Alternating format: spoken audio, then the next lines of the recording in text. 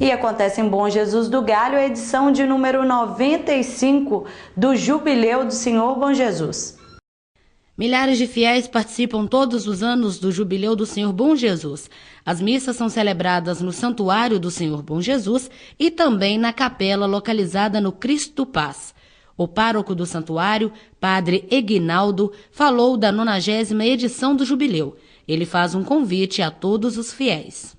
Nós estamos celebrando o 95º Jubileu do Senhor Bom Jesus. Daqui a uns anos, se Deus quiser, estaremos celebrando aí 100 anos de Jubileu. Uma história muito bonita, de muita devoção, de muita fé, de muita graça. Todos os anos nós recebemos muitos romeiros, principalmente o dia 14, chegando a receber 25 a 30 mil pessoas. Nós começamos no dia 7, a missa de abertura à noite, com a batida na porta, com todo o ritual da abertura do Jubileu. E cada dia nós rezamos em uma intenção. Hoje, sexta-feira, rezamos de forma especial pela juventude. Amanhã nós rezaremos pela família. Hoje à noite nós teremos a missa às 7 horas e logo após um show com a banda Forró Megafone, uma banda religiosa, um forró religioso. Amanhã, dia da família, logo após a missa da noite, nós teremos um show com o Ministério Toque de Deus. E o dia 14, o grande dia, nós estaremos recebendo muitas caravanas, estamos esperando mais ou menos umas 30 mil pessoas e teremos vários horários de missas aqui no Santuário Senhor Bom Jesus e também lá no Cristo Paz, encerrando às 15 horas com a missa campal, a missa de exaltação da Santa Cruz, a missa com a bênção dos objetos e a bênção dos romeiros. A missa realizada no Alto do Cristo este ano acontecerá? Sim, agora às 3 horas está acontecendo uma missa lá no Cristo Paz. Amanhã também nós teremos vários horários de missas lá no Cristo Paz. Domingo também teremos vários horários de missas lá no Cristo Paz. Padre, explica para quem está em casa o significado do Jubileu.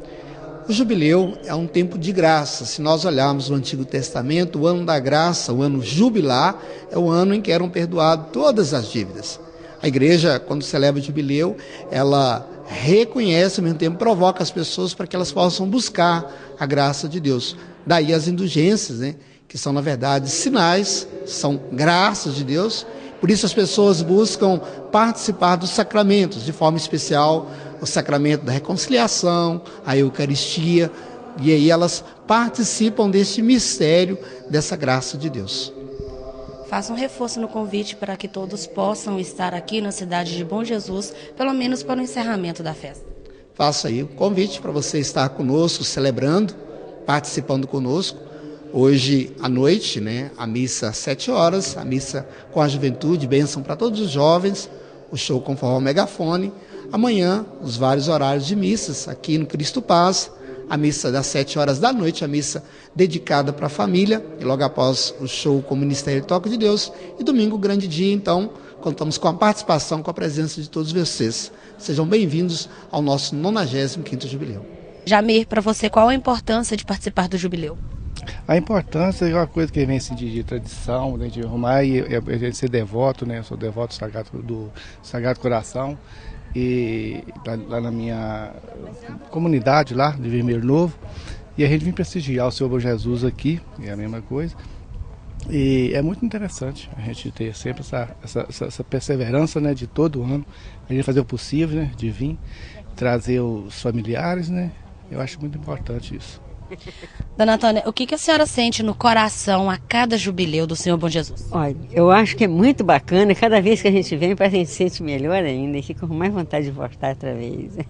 E qual a sensação de assistir uma missa celebrada aqui, participar, aliás, de uma missa celebrada aqui no Cristo Paz? Então, muito bem também, eu gosto demais de vir aqui e participar da missa aqui também, é muito legal.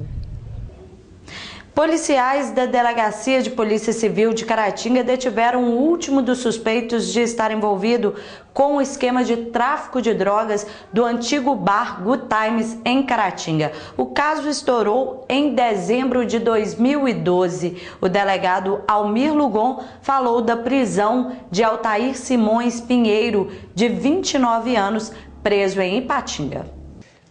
Nós estamos hoje apresentando um indivíduo que estava foragido, resultado daquela operação conhecida como Good Times, de tráfico de drogas. Esse indivíduo, ele guardava droga para um outro traficante conhecido como pela alcunha de Javali, e que era o fornecedor das drogas para esse pessoal do estabelecimento Good Times. Esse indivíduo estava foragido já há algum tempo, e os investigadores receberam as informações que ele estaria escondido na cidade de Patinga. E hoje conseguimos lograr êxito aí na prisão desse indivíduo. Ele tentava ter uma vida normal na cidade do Vale do Aço, né? Sim, ele tentava ter uma vida normal, estava trabalhando numa empresa e, no entanto, os indivíduos estão tendo conhecimento de que a Polícia Civil de Caratinga, não importa o local onde esses criminosos estejam, nós vamos buscar para fazer valer a justiça. Como que a polícia chegou até ele? Ele foi preso no local de trabalho dele. Como que a polícia chegou até ele? Como foi esse trabalho de vocês aí? Nós já estamos há algum tempo investigando esses indivíduos que estão foragidos por alguma investigação nossa, e aí conseguimos essa informação, a equipe de investigadores aí conseguiu essa informação e foram até o local e verificaram a veracidade da informação. É o último dos envolvidos nesse caso do Good Time que foi preso, ou tem mais alguém à solta? Existe apenas um indivíduo que também guardou drogas para os traficantes, que também está foragido até o momento. E você tem costume de mentir? Costume ou não, que atire a primeira pedra quem nunca falou uma mentirinha. Pois é, esse foi o tema de uma reportagem produzida pelo Centro Universitário de Caratinga. A verdade e a mentira ocupam um lugar de destaque na história da humanidade. A verdade como virtude e a mentira como o lado obscuro, um antônimo que ninguém admite praticar. Na passagem bíblica que narra a história de Caim e Abel, ali não existe apenas a inveja, a mentira também se faz presente quando Deus pergunta a Caim: onde está Abel, teu irmão? E ele responde: não sei, sou eu o guardador de meu irmão? Tendo o próprio Caim matado Abel. Nos contos de fadas, que antigamente serviam para educar e detinham um caráter moralista, quem não conhece a história do menino de madeira que, quando mentia, seu nariz crescia? Mas e na vida real? Quão tênue é a linha que separa verdade e mentira? Mentira, muitas vezes, entendeu? Se você fala uma mentira para se defender de alguma parte, ótimo, muito bem. Agora, mentira, geralmente a mentira tem perna curta, porque mais cedo ou mais tarde ela é descoberta, né? Entendeu? De um lado ou do outro vai ser descoberta, porque muita gente fala uma coisa que não pode ser cumprida no dia da manhã, então ele já está mentindo. A mentira muitas das vezes não é muito bom, porque você fala a mentira agora e mais para frente ela é descoberta. Você já mentiu alguma vez para se livrar de alguma situação? Sim, já, porque às vezes a gente acha que no momento a gente vai conseguir, mas lá na frente o prejuízo é maior. Didaticamente, o conceito de verdade confunde até quem estuda a respeito. Nesta recente avaliação de filosofia e ética, por exemplo, quando a matéria orienta que a verdade é idêntica em todos, inevitável não surgirem dúvidas. Este professor, que responde pela disciplina de filosofia e ética no ensino superior do Centro Universitário de Caratinga, esclarece a questão. No século XVII, nós temos uma formulação muito interessante, que é do filósofo René Descartes, né, que ele fala que o bom senso é a coisa mais bem distribuída no mundo. Ninguém acha que precisa de mais bom senso do que já tem. E isso já define que a verdade do indivíduo ela se torna absoluta no pensamento dele, né? Então, a imposição dessa verdade é que é o grande problema, né? Ou seja, o fato de que pessoas ou grupos ou os estados, de certa maneira, sempre impuseram essa verdade como sendo a verdade maior e que os outros indivíduos devem aceitá-la. Isso não seria dessa forma, né? Cada pessoa busca, ao longo da sua vivência, né, amadurecer suas ideias e buscar, né, ao longo desse processo, uma verdade que seja sua e que seja condizente com a realidade, né?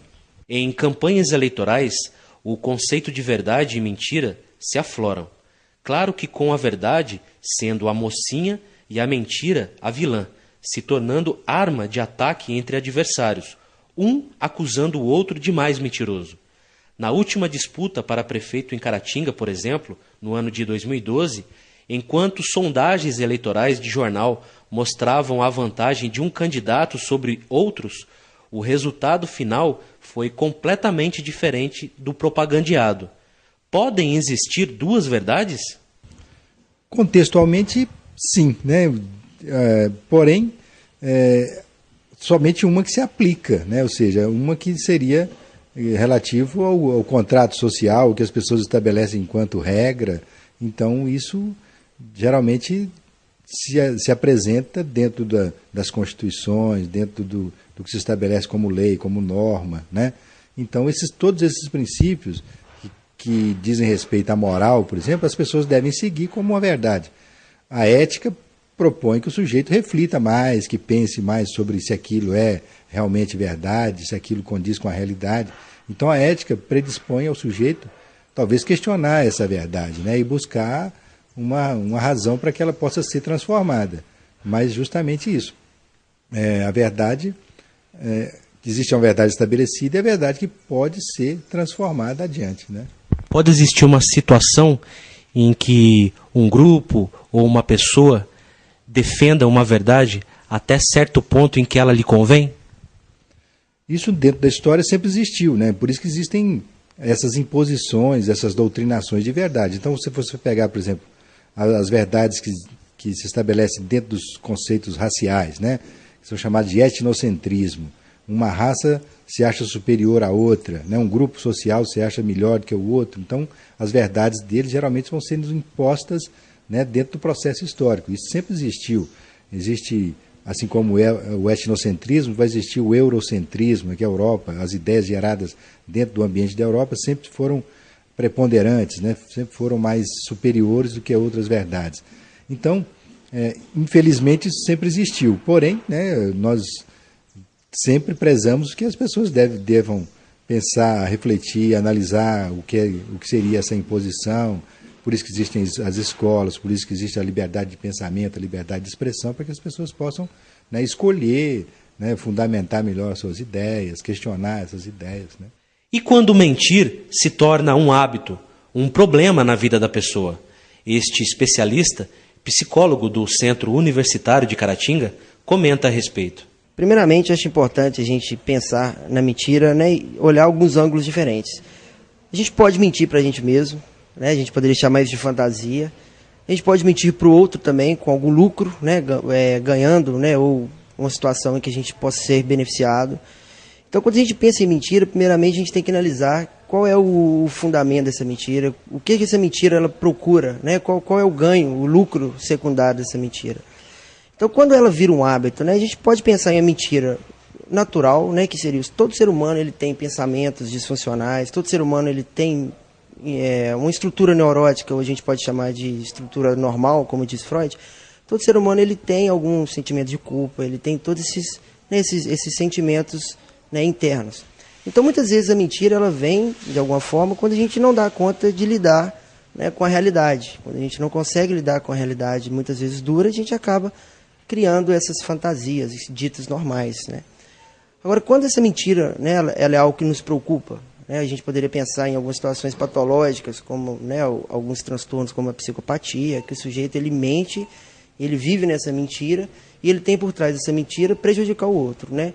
Então, assim, primeiramente a gente tem que pensar, né, essa mentira é um hábito, quando ela vira um hábito, né?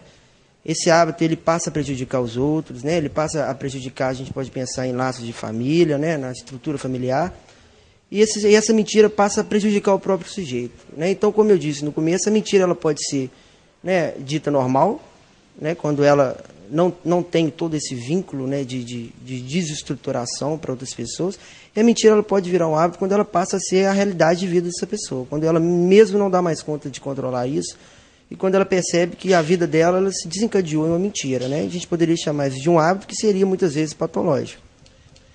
E quem mente deixa pegadas? É possível detectar alguns sinais em quem mente? A gente tem aquele velho ditado, né, que a mentira tem perna curta.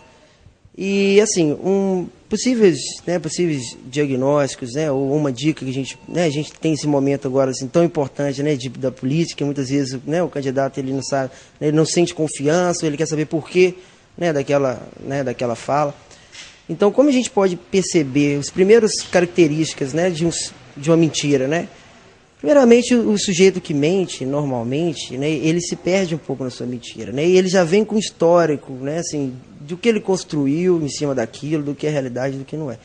Então, assim, uma primeira dica é você conhecer com quem você está lidando, né? Normalmente, essas pessoas que mentem também, elas são muito articuladas, são pessoas, né, assim, que para isso elas têm um tipo de inteligência, né? Vamos dizer assim, um poder de persuasão. Né? Então, essas pessoas que normalmente, né, te agradam demais, né, não tem aquela afinidade, já chega como se você fosse um ente familiar, assim, é um primeiro, né, a gente pode pensar em um primeiro sintoma de uma mentira clássica. A gente tem também as questões corporais, né? O corpo, na verdade, ele fala, né? Nossas expressões, elas muitas vezes são manifestadas através do corpo, né, corporal, sinestésica. Então, outra maneira também da gente pensar são essas situações, né, de algumas tensões, né, algumas gesticulações exageradas, né.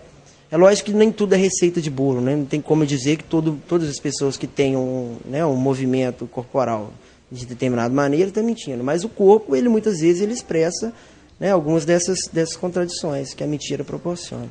A educação, como um instrumento de transformação, é importante por isso, para te deixar mais consciente e conhecedor das tramas que a sociedade tenta lhe impor. Sendo assim, você pode até ser enganado, mas ao menos será enganado sabendo que está sendo enganado. E agora você ficou sabendo a origem e os detalhes sobre a verdade e a mentira. E essas foram as notícias de hoje. A gente volta na segunda-feira com mais informações de Caratinga e região para você. Um ótimo final de semana e eu te espero na segunda.